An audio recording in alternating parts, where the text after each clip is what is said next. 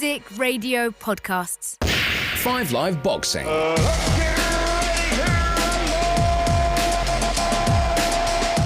So welcome to the 5 Live Podcast, and a special podcast this week on 42 floors up in the city of London.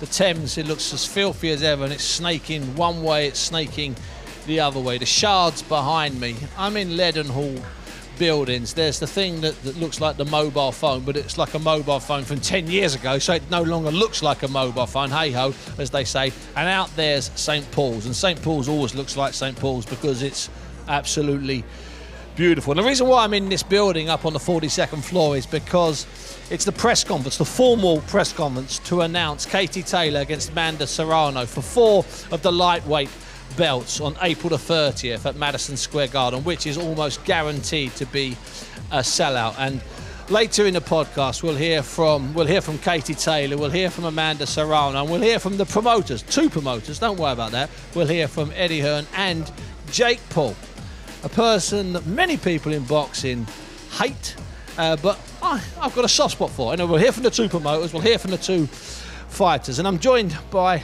Boxing News' John Dennon, a man that during the last 15 or so years has been at just about every single World Championship, European Championships for both men and women, Commonwealth Games and Olympics, and also had the pleasure, if I don't mind saying so, of sitting next to me in Cardiff at the weekend when Liam Williams was beaten by Chris Eubank on a fairly entertaining bill. First of all, John, before we talk about the weekend and before we hear from Katie Taylor and co, let me ask you about this view. It's not bad, son, is it? I know objectively it's pretty good. I just happen to have very few weaknesses, but one of them is I do not love heights. I don't love being so high up. Let me just point this out, that we're doing this right against the window, looking down on HMS Belfast, looking down on the London Assembly, looking down on the Tower of London, looking down is the key word, 42 floors down. John, I'm sorry about that. I had no idea you had a problem with heights. I didn't either Until you got here. Well, until I went ziplining with my now wife, then girlfriend, and found myself at the top of a tree being expected to kind of leap off and go zooming down this wire impossibly high up. And, you know, I lost my nerve, Steve. No, I know there's a lot of boxing to do here, John, but I've got to ask you, how did you get to whatever age that was? I'm assuming you're above 16 when you were with your soon-to-be wife, when you went ziplining. How did you get to become an adult and not realise you didn't like heights, John? Well, sorry, mate, I can't work that one out. I mean, I don't like stairs that much either, so I don't need to go up that many places. How did you do in the lift here, the zippy lift that's on the outside of the building? I faced the doors. Listen, John, forget about that. We're going to hear from the boxers and the promoters in a little bit. But first of all, let's go back to Saturday night. It was a raucous atmosphere. It was a fun atmosphere. It was a very lively atmosphere. And then Chris Eubank came out in the opening round, and the final seconds of that round, directly in front of us, dumped Liam Williams on the floor with the fastest and shortest of little left hands. What did you think overall about Chris Eubank's performance, John? How did it strike you over 12 rounds? Not just the first round, over the 12 rounds. I'm going to say mixed in the thoroughly entertaining. I think that's the right answer. Yeah, thoroughly entertaining, devastating at times, other times almost bit frustrating. Clumsy. Yeah, like, and it still left me kind of confused as to like, how good is he? He can be brilliant. Why is he backing off at different times? I mean, let me ask you, how good is Chris Eubank Jr.? Well, in the first round when he brilliantly dropped Williams with that short shot, which I don't know if you tried to watch it in replay. Even in replay, you can't find it. In slow-mo, it's beautifully timed. And then again in the second, then again in the fourth. Some of that was brilliant, because Liam Williams is a good, proven world-class fighter. And I'm with you. It was a mixture of everything. It was a bit of this and a bit of that. I thought the showmanship was brilliant and brave in front of that crowd. Some of that showmanship was pure circus. It was absolutely fantastic. I thought his stamina was terrific. He manages to send Williams down again in the 11th round. And the reason why I left you at the end, John, was nothing to do with the excitement at ringside, but the interview was called off at ringside, so I had to follow Chris Eubank to the changing room. And I got into his dressing room just as he'd taken his gloves off, and his left hand was injured. I could see it was swelling up in front of my eyes, and he stuck it in a bucket of ice. And anyway, I had a chat with him. Hand's okay. It's nothing crazy. It's just, I think it was the third or fourth round I, injured it a little bit. So I had to pretty much stop my ultimate weapon in that fight, which is unfortunate. I would have knocked the guy out. I would have finished the fight with my jab, but it was it hurt a little bit. So I switched the tactics up a little bit. Box moved, showed some of the critics and the haters that say I can't box and that I don't have a jab and I don't have foot movement, a thing or two. No heart, no guts, no chin. There you go. And all the rest of it. And I had fun out there. Made sure he didn't touch me in the 12th because, I don't know how he didn't get disqualified through that fight. The amount of headbutting and headlocks, and the referee didn't even take a point off of him. But, it is what it is. We got the job done. And what was it like being up in that ring? Because at ringside it was fairly lively at ringside. What was it like being in there, feeling that crowd? I loved it. It was, I felt like they embraced me and made me one of their own. Do you think it was your best performance? That's not for me to say. I'm happy with it. I don't feel like I lost any of the rounds. It was domination, like I said it was going to be, and it was punishment, which is what I said it was going to be. That was the main aim of tonight. I actually didn't want to go out there and knock the guy out in the first round. In the beginning stages when I knocked him down, I could have just jumped on him and finished it. But I wanted to show him that there's levels to the game and that he had bitten off more than he could chew. When he went down in the first round, perfect time, and same again in the second round, were you surprised how easily it went down? I know it was perfect timing, but they were just short shots. Yeah. When you practice something, over and over again, you perfect a punch, and they were landing in the right place at the right time with the right momentum. I'm happy with the performance. And there was a lot of Roy in that ring tonight. I don't just mean in the minutes in between the rounds. There was a lot of Roy in that ring tonight. Okay, well, yeah, that's what happens when you train on a farm with him for a year and a half, surrounded by raccoons and snakes and pythons and gophers and all and I saw a gator one time as well. That's what happens, he rubs off on you. And finally, Chris, and thanks for your time, and I appreciate you've got to do all sorts of things and go and meet with the rest of the media. What would you like in 2 or 3 months' time? I would like a world title fight. I want the big names. I want big names or world titles. It's very easy for every fighter to say they want to fight for a world title. It's up to the promoters and the broadcasters to pin it down. So in an ideal world, I'd like to fight Gennady Golovkin, but easier said than done. If he's not available, there's plenty of big names out there. So it's just up for them it's up for my team to put them in front of me. So, John, there was Chris Eubank, not 7 or 8 minutes in his dressing room. Roy Jones looking on after the fight. And it came up again, the Triple G, the Golovkin. It's been about 8 or 9 years that Eubank's been talking about Golovkin. He really fancies he can beat Golovkin. And when it first came up, I think it was like back in 2016, and it seemed a ludicrous idea that Junior would be hopelessly out of his depth and it'd be a crazy fight to make. And now, as Golovkin's aged, 40 in April or whatever it is. Yeah, and Eubank does look excellent at times.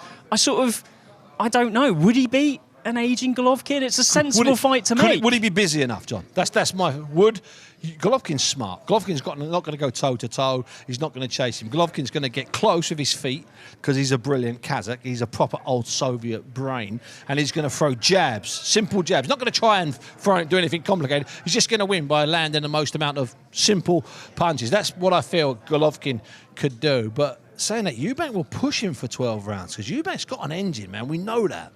Yeah, and he's a tremendous athlete. Like, maybe it's a bit of a mystery how good a boxer he can actually be ultimately, but he's a great athlete. He throws a lot of hard. When he throws, he can maintain, ferocious pressure. But it's just fascinating that, you can imagine him beating an aging Golovkin, but then if he was fighting, say, a Felix Cash for a European title, you wouldn't be confident 50-50. he'd win that. That's a great observation there, JD. See, that's why I got you on the show here today. That and the fact that you've got a zillion amateur storage, which I always like. I've got a soft spot for anybody in our business that's actually been to an amateur show, let alone been to a lot of amateur shows. I've got to ask you about Claressa Shields. She comfortably retained whatever belts it is she had with a win over. Let's do the woman some justice from Slovenia, Emma Kozin, who I thought was poor. I'm going to say that, and I thought Shields went through the motions. But what was really entertaining was the confrontation at the end, which you and I couldn't really see, but I'm sure we've watched it since, which was Claressa Shields and Savannah Marshall being particularly hostile to each other, and they will fight in theory in June. First of all, just briefly, what did you think of Claressa Shields' performance, John? Be honest now, John. Good in the sense that she was way too much for Kozin, and we could see her strength and power and aggression, which is a big feature. Kind of a new her thing, sport. wasn't it? I thought there were aspects of what Claressa did that I hadn't seen before. I thought she was quite aggressive and quite unpleasant and quite nasty. Yeah, I mean, which is kind of what we want to see, isn't it? Absolutely, it's what we want to see. But I think it was a 7th consecutive 10 rounds in a world title fight. I think it's either 6 or 7. That's an awful lot of 10 rounders. It's an awful lot of distance fights against someone that, well, I think Savannah Marshall would have got Kozin out of there in 4 or 5. That's my gut feeling, John. Yeah, and I thought Shields almost relied too much on throwing her right hand and was just maybe she was so eager to get a knockout. Yeah. All she did look good. Yeah, and just a bit too right hand heavy. And actually, if she'd been a bit more thoughtful, she probably could have prized apart Kozin's defences and looked more devastating. But I mean, I wouldn't be. A lot of people, I think, fancy Savannah Marshall to win that fight. I do big time. You're not so sure. I'm not so sure. Working on mobility and sense and speed and. I can absolutely see that Savannah has the tools to beat Claressa Shields, and as the only boxer to have beaten her, yeah, of course, she's kind of like the one. But there's a but coming here, isn't there? I think it's. There will be the question of this is a big event. This isn't fighting behind closed doors during COVID. It's not fighting Claressa Shields in your first bout at a World Championships in China with no crowd. So I think it's going to be really interesting to see which of them rises to the occasion, which of them responds to the crowd. And I just wonder with Shields' aggression if it's almost simpler for her to feed off the atmosphere and the event and the occasion. And it would be an event and it would be atmosphere. Thanks for that, John. I think that's a fairly decent appraisal. Making her debut as an Olympian from last year, Olympics last year, Caroline Dubois. I thought that she tried too hard, but that's understandable. She was under an awful lot of pressure. She still beat a very durable woman, and the woman that she beat, Veda Masakati, who has got a couple of good losses. I don't know, it sounds like a contradiction in terms, but you know what I mean by that. She lost to Rhiannon Dixon, who's a good little fighter, Anthony Croller's fighter from up in Manchester or Bolton. And also she lost last year, only 4 or 5 months ago, on points to Natasha Jonas. And she lost again to Caroline Dubois. What did you think of Caroline Dubois' performance? Make it short and sharp, because that's something that maybe she should have done. Yeah, I think we saw her attributes in her speed and intensity and all-round athleticism.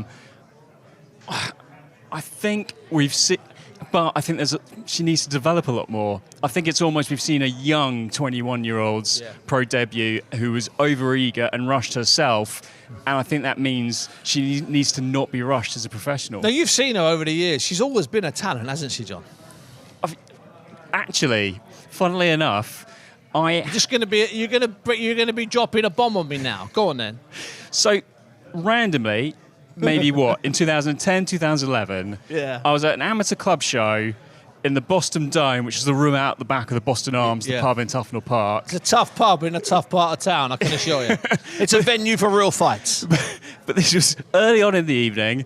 A little 11-year-old was making her amateur debut. No. And I remember it because she did look like a little Sugar Ray Leonard. I remember thinking to myself, looking at the running order I had, and it was C. Dubois. Oh. And Dow Youth then, before she went to Repton, you think? Yeah, Dow Youth. I think it was Dow Youth. Oh, that's beautiful. And and I was surprised because someone told me it was her first bout, and I thought she looked $1 million. And I remember thinking I should bet on her to win Olympic gold in 2020. I didn't make that bet. She also didn't win Olympic gold. Yeah, but she was one of those women who lost at the Olympics by one score on one of the scorecards on one of the rounds with just an ounce we were pointing the other way. She gets to the semi-finals and she can win the gold. Let's get it right. That's nice. See, that's why I got you on, John, because you can drop that little bombshell on me. Just absolutely drop it on me. But one thing I wanted to ask you is, go on, Sam. So she was the kind of youth amateur that we've never seen before. Untouchable. Yeah, but unbeaten. It's almost like, how much of a gamble is it with a youth amateur going senior or professional? You never quite know how good they're going to be, and I wanted to ask about making that sort of transition.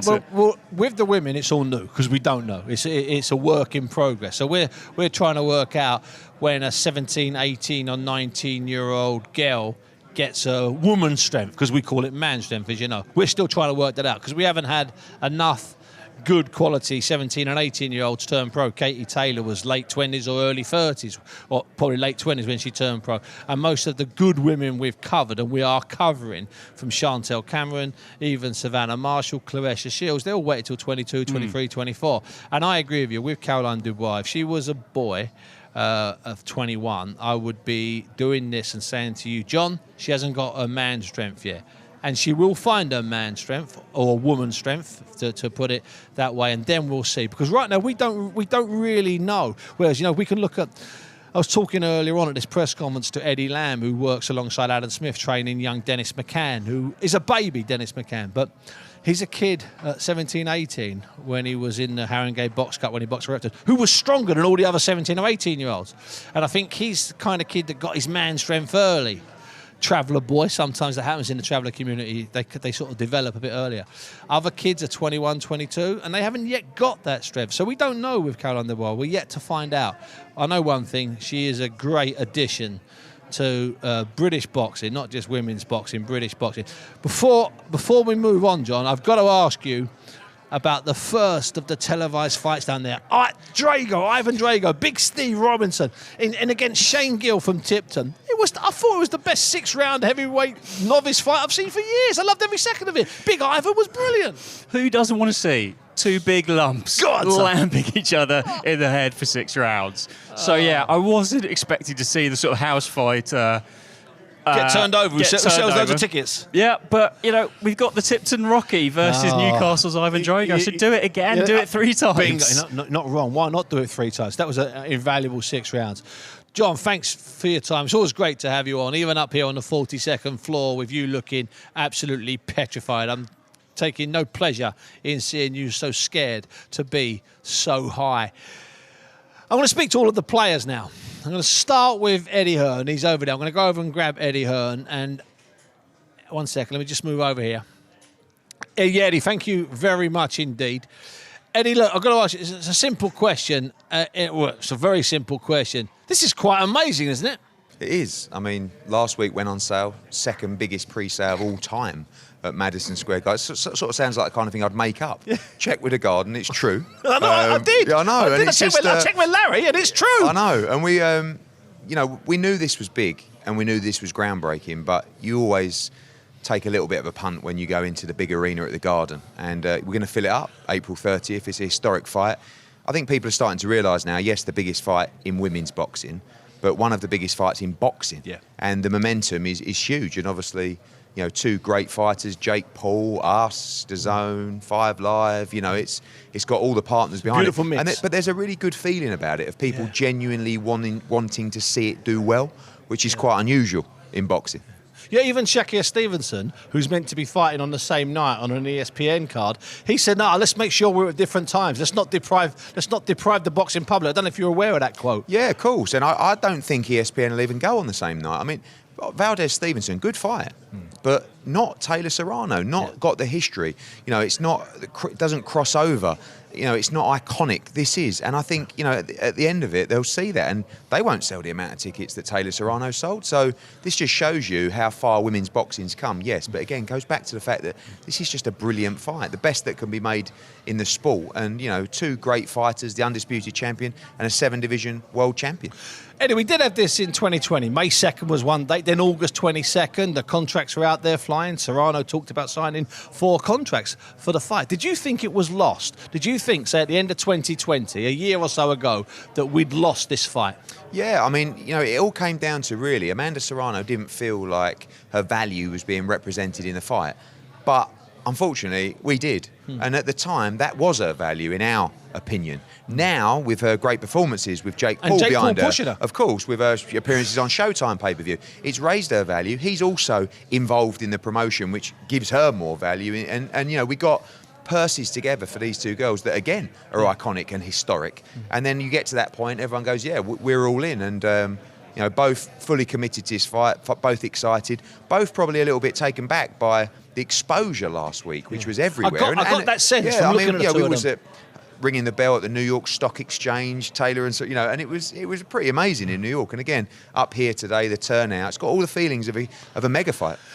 Eddie, you've been in a privileged position over the last 12 or so years with some massive fights where you've stood in between the two boxers. After the weigh-ins or when the fights are announced, you've had some really good fighters on your left shoulder and on your right shoulder. You were in between these two in New York. Could you get a sense of the two of them? Could you get anything from the two of them? Could you get any sort of feel for them? You're a big poker man as well, although I'm told not that good. No, not Sorry, really, mate, don't get carried away. Really, apart from talking. I think that... Look, there was a lot of hype and a lot of sort of back and forwards between these two. I think we're going to see a little bit of that. I think Katie questions Amanda's resume compared to hers. And this is the first time I've seen a little bit of spite from Katie Taylor in a fight. But I think she's just really, really up for it. Up for the challenge, this is legacy for her. She needed it. Do you think she needed it? Last two fights, mandatory defences against people no one's really heard of, no disrespect to them. Yeah, sure. She lives for the big moment, and it doesn't get any bigger than this. So I think just two confident winners, who really believe that they're going to come away with victory on April 30th. And, there is respect. And I think they also want to conduct themselves in the right way because of the eyeballs that is on them, and they appreciate their role models as well. But like I said, two pure winners. Now a little bit of the usual stuff, Eddie, the stuff we've been doing now for far too long. But before we get to that, Daniel Jacobs in town this weekend, Saturday, fight that's on 5 Live. Against John Ryder, good house at the Alley Pally, a place that you done a lot of business with darts, but not a massive boxing place over the years, but a fun place. I think it's a terrific fight, and I think it's a really odd fight because Jacobs is a million miles from past it. He doesn't tick that box. He's still very dangerous. He's a star, It's very unusual to bring a big American name over like this. He's a 2-time world champion. Like you said, still really in his prime. Still wants to come on. This is a WBA eliminator for the world title. Massive opportunity for John Ryder. Going to have about 7,000 or 8,000 in, including probably 2,000 or 3,000 Johnny Fisher fans as well. Yeah. And it's just going to be a great atmosphere, great fight. Like I said, great to bring a big American name to the UK. Like you say, who's not past it, who's not Terence Crawford when he was coming through. This is a guy who, is genuinely a sort of modern day potential Hall of Famer. Yeah. And great story behind him as well. And he's coming in with a little bit of a chip on his shoulder. Beat Gabe Rosado in his last fight, but probably didn't put in a great performance. And that's why he's coming to John Ryder's backyard to try and do a job on him. Yeah, and that's going to be entertaining. And of course, I'm going to try and seg nicely. Anthony Joshua's first ever big title was at the Alley Pally at the Haringey Box Cup. Stop smiling. Where are we at the moment with AJ? Where are we at what stage with announcements of, say, new trainers or potential dates or potential opponents? Well, it's been about 6 weeks ago now. Where are we? The trainers will come when the camp starts.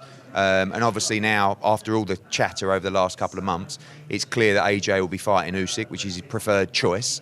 And I spoke to Alex Krasik last week. We're going to meet this week and start putting that together. I think May is when you'll see that fight. UK, America, Middle East. We've had offers from all around the world for that fight. I'd like to do it in the UK. And we'll see. But, the conversations with Alex Krasik were kind of like, right, finally that's all over. Let's get plotting, and confirm the date for AJ Usyk too. But right now it's all about Taylor Serrano 1. I like the sound of Taylor Serrano 1. You'll probably see 2 and 3. Oh, don't say that. Eddie Hearn there, obviously talking all things boxing, not just Katie Taylor and Amanda Serrano, a little bit on AJ, which is dragging on. Hopefully we'll get some news soon. And, of course, the fight we've got this weekend on Radio 5 Sports Extra, which is Daniel Jacobs against John Ryder from the Alley Pally in North London. I'm going to go and grab hold of Katie Taylor now. Grab Katie Taylor. Katie Taylor, of course, 35 years of age now, unbeaten in 20 fights. She owns all 4 of the lightweight belts.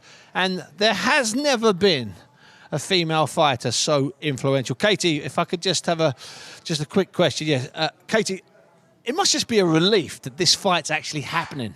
Yeah, thank God. I mean, this is the fight that I've always wanted. I think ever since I turned pro a few years ago, I've had my eyes fixed on two opponents. One was Pursuing and the other one was Serrano. So I wanted this fight from the get-go. I'm not interested in the easy fights, and I just want to be involved in the toughest and the best fights possible. And I'm just delighted it's actually happening now.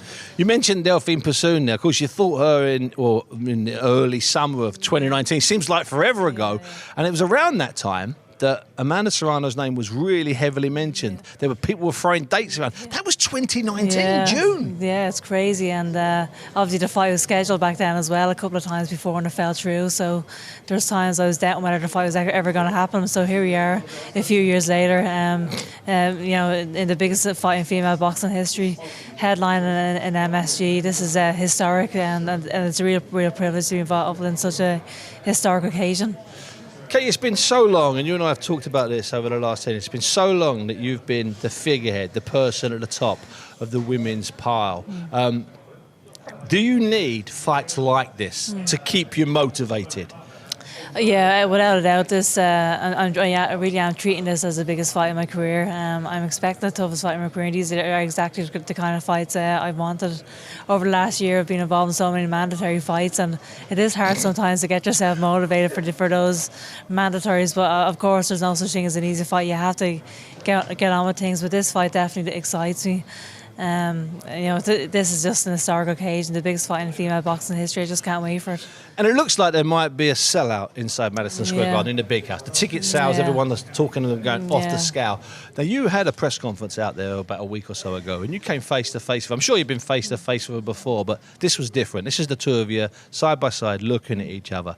Could you get any sense of Amanda Serrano from just being next to her that day in New York?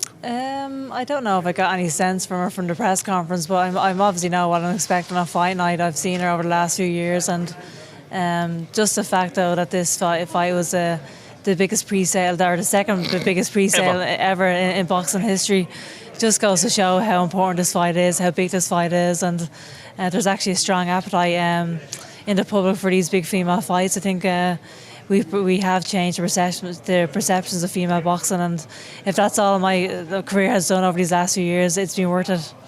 And this is definitely giving you a bit of a boost. You look like you've got something in your eyes. You know, you've got a bit of fire back. Yeah. Unless, of course, you've had a heavy weekend. You look like you've got. You know what I mean. You look like you've got something back. The bit between your teeth. Is that a fair comment? Yeah, no, for sure. This is exciting for me. I'm so excited to be involved in this big mega super fight.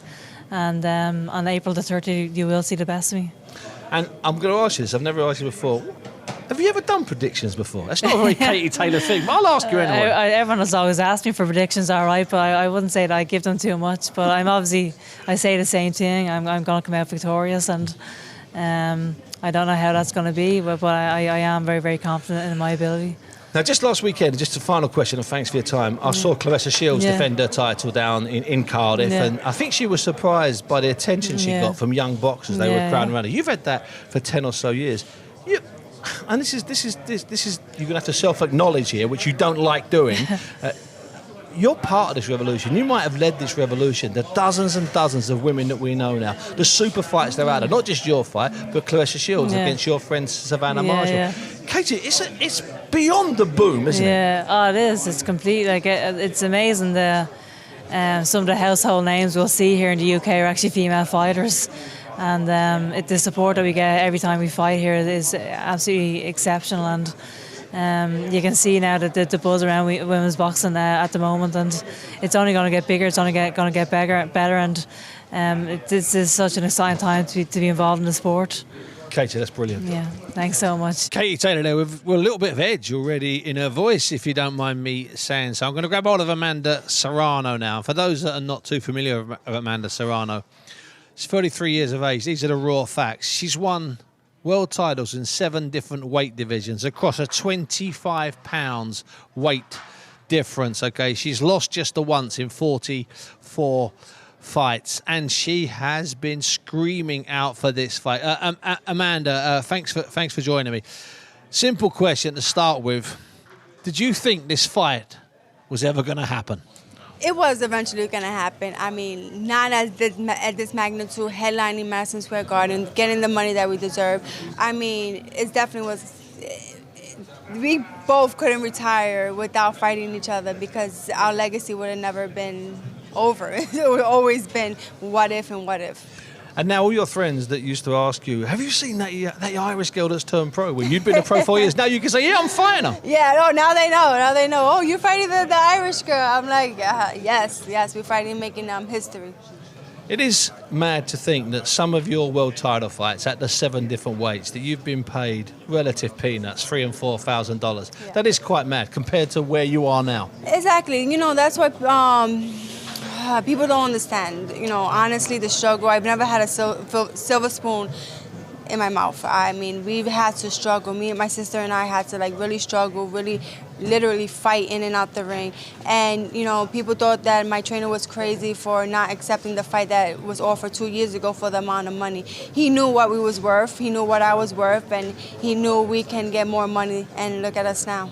And what about your relationship with Jake? Because, you know, Jake's getting a lot of credit for being instrumental in making this fight happen. Yes, no, Jake is a wonderful...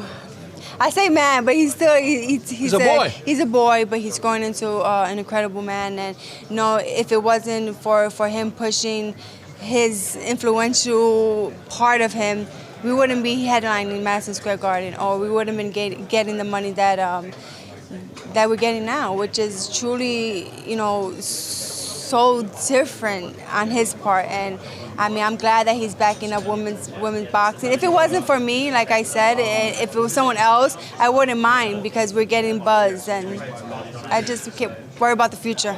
Now, at the press conference, you brought up the idea, the concept, what about doing 12 threes? What about not 10 threes, 12 threes? Big time. Yeah, listen, I'm willing and able to do whatever it takes to make women's boxing big, to make women's boxing equal. It's all about equality. And yes, 12 minutes, 3 minutes.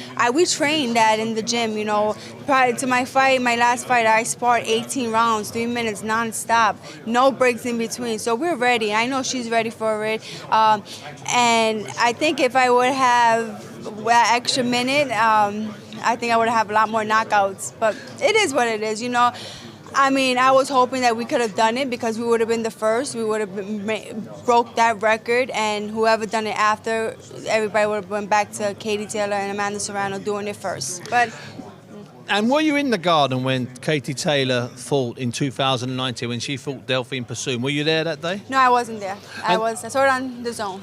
What does Katie bring to the table? What is Katie Taylor to you? You know, Katie Taylor, she's a true champion. Like she's been in there. She's war. She has guts. She's durable, and I understand that, and I know who I'm up against, but. I'm the same way, but I have just a little more power. I'm not Delphine Persoon. My punches are a little more precise. You know, Delphine kept coming forward. That's my style, but I'm a little more precise in my punches. But I think it's just going to be a great night. You know, it's going to be an awesome fight between me and Katie Taylor. You're going to have two skilled fighters. But yeah, trust me, I'm coming to win. Now, and finally, moving back in time, when you kept being offered those fights, you know, you're going from super flyweight to bantamweight to light welter, as we call it, moving over nearly 30 pounds in weight. Here you are suddenly, not being asked to lose loads of weight or gain loads of weight. You're going to go in, not just about where you can be, top of the bill in the big house, sold out Madison Square Garden. I mean, you're smiling now. I mean, it's almost, I hate to use this word, it sounds like a joke, but it's like a dream, isn't it?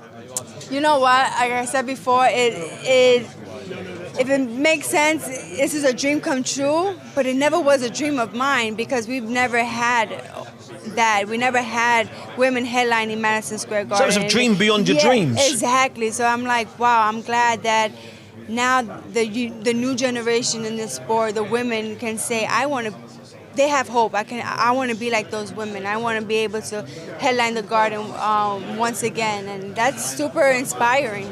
And can you, or do you think you'll be able to handle that pressure? Katie's had that pressure at the Olympics, 12,000 Irish people there, in big fights, in New York, all those Irish. You mentioned it yourself. Will you be able to handle that pressure? Of course. I've been blessed to be on the co-main event on the Jake Paul my last 2 fights, and trust me, those places were jam-packed, and I'm happy that I was able to experience that, and Madison Square Garden is going to be just another one of those nights. Amanda, thanks for that. Now, just off thank you so to the side here, there are maybe 20, maybe even 30 cameras and press waiting. It's a very busy press conference. I'm going to go and grab hold of Jake Paul now, who's getting an awful lot of credit for making this fight happen. And he's a Marmite character. Let's get that absolutely right. He's a love-hate character. A lot of people, purists in boxing, detest him. I don't. I quite like what he's done. I think he's one of the best 4 or 5 bout novices in our sport, which is a fairly controversial thing to say. I know one thing. He knows how to push buttons. And as you heard Amanda there, she was praising him. And Eddie was praising him. You know, Eddie said to him, my co-promoter and friend, Jake Paul. Jake, thanks for your time. I know you're a much in-demand man. Jake, you're getting a lot of credit for making this fight happen. Oh, there's a lot of people who made that happen. Obviously, I was part of that pie. But it's really Amanda Serrano and Katie Taylor who made this fight happen. You know, they're the ones that put in the work to become the number 1 and number 2 pound-for-pound best female fighters. When did you first meet Amanda? We met like around January 20th in like 2020, I guess it'd be now. Wow, 2 years. And when did you start working together? And what made you cross over and start working with her? Roughly like 8 to 9 months ago on the Tyron Woodley 1 undercard. And it was just perfect timing with the stars aligning, and she needed a ton of help. And, you know, she's an awesome person, one of the greatest fighters ever, male or female. And so it made perfect sense for Most Valuable Promotions to sign her. And have you actually spent time with her in the gym, not as a promoter, but actually training alongside her? And is that an inspiration for you? Yeah, we've trained multiple times together, both in Los Angeles and Puerto Rico. She hits hard. You've worked with her, you sparred with her? We've never sparred. No, we've never around. sparred. Yeah. So you know she cracks? Yeah, she can crack.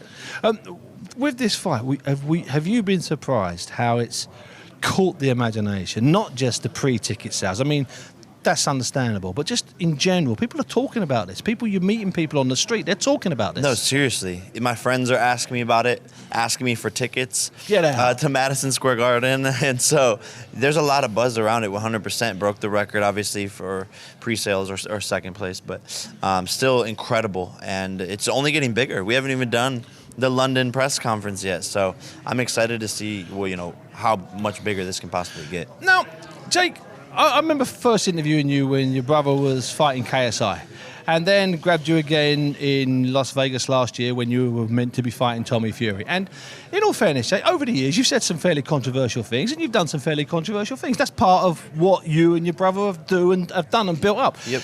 But suddenly here, you're this guy that's put this great fight together. You turn into a good guy. What's going on, Jake? You turn into a guy everyone loves.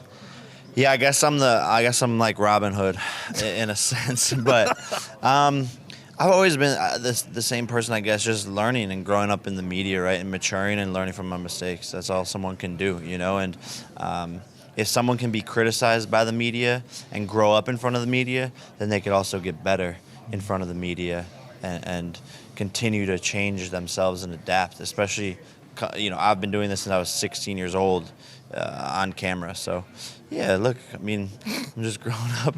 I'm just doing it, man. I'm just doing this thing called life and trying to get better every day. And is there any danger, or is there a chance you might fight on the undercard? Is that a possibility? Promoter and fighter?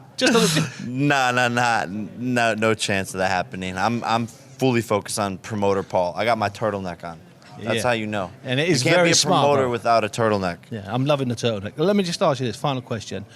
Tommy Fury has sent you a put up or shut up message. It's all over. You've either got to agree to fight him or not. That's what he's saying. I'm only passing on. Whoop-de-do. Get a job, guy. You suck. You are... Ooh. Don't get me started on that guy. It's much better when you talk about Serrano and Taylor. Yeah. Because you're excited about that. I'm excited. Who isn't excited? It's the biggest fight of 2022. And Jake, finally... we've seen Jake. You know, you got your turtleneck on. You're Jake the promoter now. Are you going to stay in the promotional business? Might you be around 5-10 years, putting on fights, 80,000 outdoors, heavyweight championship? Is that where Jake's going? Yes, for sure. I'll always be involved in boxing, and I definitely see the most valuable promotions roster growing, and we're just getting warmed up. So I'll be here for a while, so people better get used to me. Jake, thanks so much for your time. Thank you, sir. The much in demand Jake Paul, who's probably going to end up doing 500 interviews during his 2 or 3 days here in London. I'm going to grab hold of DAZN's Executive Vice President, Joe Markowski, now, because I want to just get a sense of where DAZN are in this boxing landscape. Joe, listen, thank you so much for your time. Now, DAZN's had some great fights, both in America or around the world, and especially here in Britain. But I put it to you, Joe, that this is more than just a great fight. This is a piece of history. This is a sort of fight that people will be talking about in 10 years and 50 years' time. Yeah, I agree. I think this has the opportunity, if presented properly and dealt with properly, as we very much intend it to be, to transcend boxing. This is bigger than boxing. And I think there's not many opportunities that the sport of boxing presents to do that. There are the pay-per-view superstars that exist in various corners of the world. The Canelo Alvarez's, the Anthony Joshua's here in the UK, they cut through. Not all boxing does. This opportunity, this fight, has the opportunity to cut through, and every metric we look at, ticket sales, the social noise, the involvement of the man to my right, Jake Paul, the mainstream media turnout in New York and now today in London, suggests that it's very much going to do that. Now, you know, one of the guides I use, Joe, and I've been using it for a lot of years, it's how many phone calls I used to get and how many text messages and emails I get asking about tickets and availability. That's my measure of any fight. We can sort you 6 or 8 tickets. No, not talking about me. If the BBC cover your travel costs, we'll definitely get you some tickets to New York. Trust me, we'll be there for this. I'm talking about you. Is this one where you've suddenly got friends who you haven't spoken to since Christmas saying, Joe, that fight in New York in 7 weeks' time, how do I go about getting tickets for that? I think I've always got a few mates who like to get tickets to boxing events, and they're always knocking about. I think what's interesting with this one, jokes aside, is my mum's interested in this one. Bingo, my sister's interested in this one. That's the answer. And not just women in my life, but men as well who see what this is. The doorman in my building in New York is always talking to me about boxing,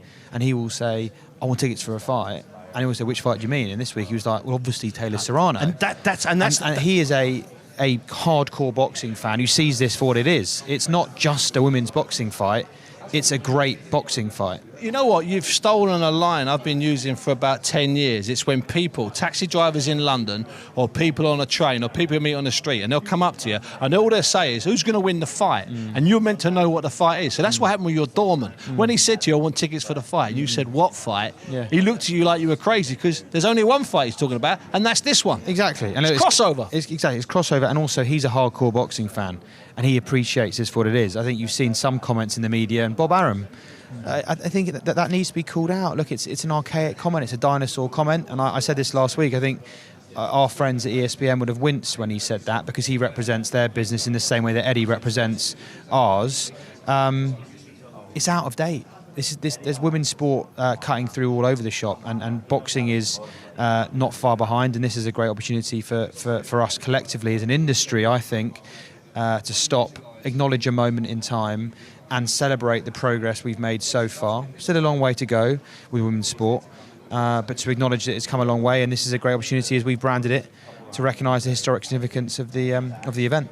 Big Joe, thank you very much for that. Joe Markowski there, the Executive Vice President of DAZN. Before that, Jake Paul, Amanda Serrano, Katie Taylor and Eddie Hearn. And before that, which seems like hours ago now, John Denham was here with me talking about last weekend's fights. John, thanks for hanging around.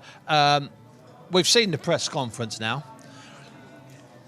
How do you see this fight playing out? Because a lot of people I'm talking to are thinking it's just Taylor's got too much grade. I'm not so sure about that. I'm not so sure at this level whether grade is a factor. I think it's a very dangerous fight for Katie Taylor, and Serrano could be exactly the opponent she doesn't want to have at this stage in her career.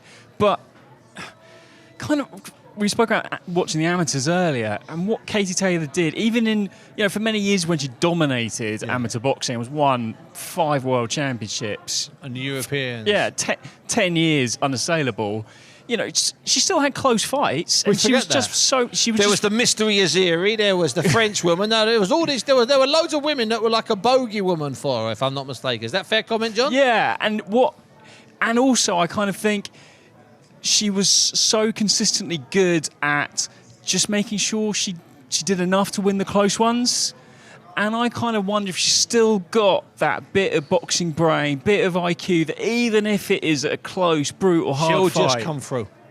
That's my hunch. No, that's a valid hunch. And also, we're not sure really if Serrano will have the answers to the smartest Katie. We know she's got the answers to the brave Katie. We know that Serrano's got big hearts and guts, and she can bang, she can ping a little bit. It's just that when Katie does shows us just a little bit of Katie.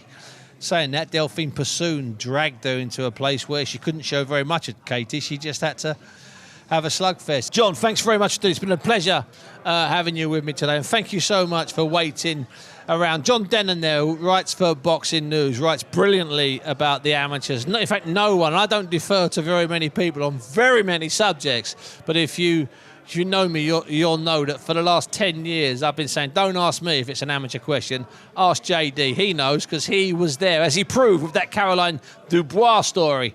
There she was, 11 years of age, and there was John at the Boston Arms in northwest London. If ever you're in northwest London, go to the Boston Arms. It's a very lively place, especially on a Saturday night. Now, before we move on, before I end the pod, I've got to remind people that boxing does return to BBC this weekend. Radio 5 Sports Extra from 10 p.m. on Saturday.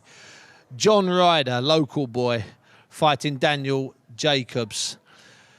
You heard Eddie Hearn talking about him earlier on. It's a terrific fight. It's gone under radars, and that's a real pity. So it's Daniel Jacobs, former world champion, against John Ryder, 10 p.m. this Saturday on Radio 5 Sports Extra. Well, that's it. It's been a very lively day. We've heard from Katie Taylor, Amanda Serrano, Jake Paul, Eddie Hearn, Joe Mikowski. We've heard from John Dennon with that lovely clip with Chris Eubank in the dressing room. Boxing had a very slow and quiet January. February, and March, forget about it. What a comeback the sport's making. Thanks for listening. Let's get ready to rumble! 5 Live Boxing.